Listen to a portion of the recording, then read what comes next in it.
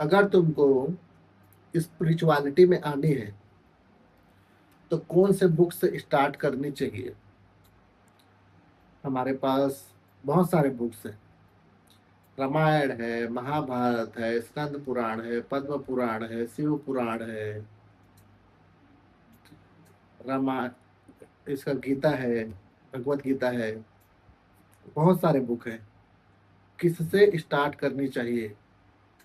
अगर आप बिगिनर हो, आपको भगवान वगैरह में इंटरेस्ट बिल्कुल भी नहीं है, आप बस अपना कर्म करते हो, अपने कर्म में बिलीव करते हो और चाहते हो कि मैं भगवान को जान लूं,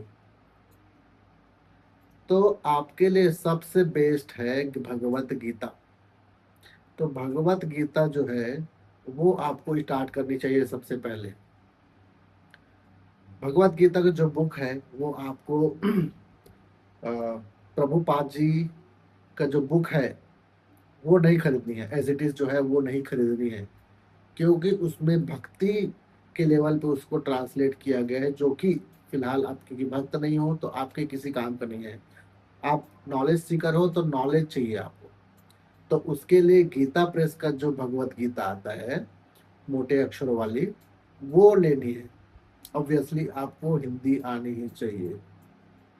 बिना हिंदी आए आप भगवत गीता नहीं ले सकते, तो पढ़ नहीं सकते। पढ़ भी लिए तो नॉलेज वगैरह कुछ नहीं मिलेगा। गीता का जो एसेंस है उसको आप नहीं समझ पाओगे। तो आपको भगवत गीता बाई करनी है, गीता प्रेस की बाई करनी है, मोटे अक्षरों वाली बाई करनी है। फिर वो बुक को बिना कुछ सोचे, बिना कुछ समझे, जैसे एक बुक को खत्म करते हैं वैसा पढ़ लेनी है। क्वेश्चन नहीं करनी है कैसे क्या है, एक बार पूरा खत्म कर लो। उसके बाद फिर उसको पढ़नी है दोबारा।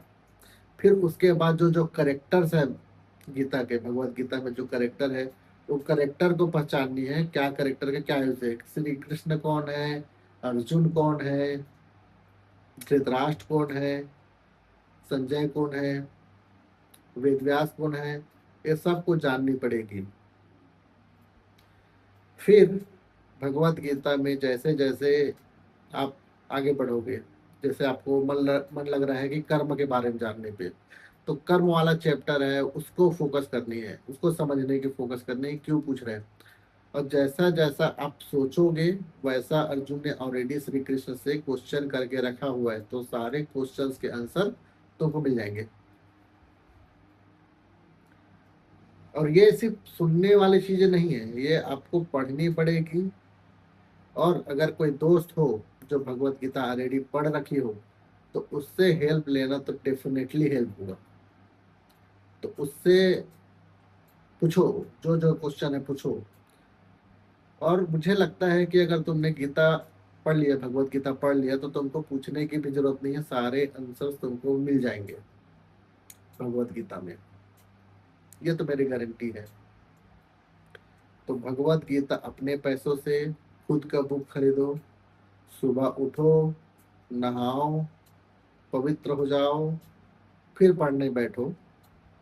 जितने घंटे पढ़ सकते हो, 1 घंटा, 2 घंटा, 3 घंटा, तुम्हारी काबिलियत पे डिपेंड करते है कितने घंटा बैठ के पढ़ सकते हो, तो वो पढ़ो। तो इससे ना तुमको जानकारी मिलेगी। ये स्पिरिचुअल वर्ल्ड में जाने का एक रास्ता है।